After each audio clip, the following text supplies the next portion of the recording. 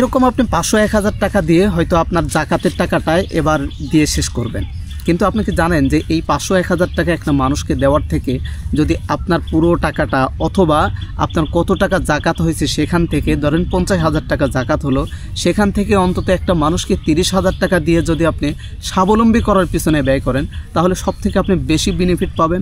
যেমন একটা মানুষকে আপনি 500 টাকা দিলেন, 500 টাকা দিয়ে খেয়ে দিয়ে শেষ, অথচ একটা মানুষকে 30,000 টাকা বা আপনি যে পরিমাণই দেন না কেন সে যদি একটা ব্যবসা প্রতিষ্ঠান দাঁড় করাতে পারে বা ব্যবসা করে খেতে চায়, ব্যবসা করে খায়, তাহলে দেখা যাবে অন্তত তার আর কোনো জায়গায় হাত পাততে হবে না।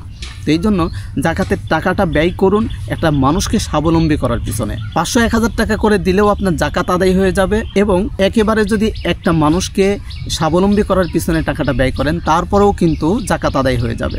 তো এই জন্য দেখতে হবে মানুষের ভালো কোনটা হচ্ছে। একটা মানুষকে যদি স্বাবলম্বী করেন তাহলে অন্তত একটা মানুষের কাছে হাত পাতার থেকে বিরত থাকবে। তাই চিন্তা ভাবনা করে আপনার জাকাতের টাকাটা বন্টন করুন। আল্লাহ তাআলা আপনার জাকাত দেওয়াকে সহজ করুক এবং আপনার জাকাতটা কবুল করুক।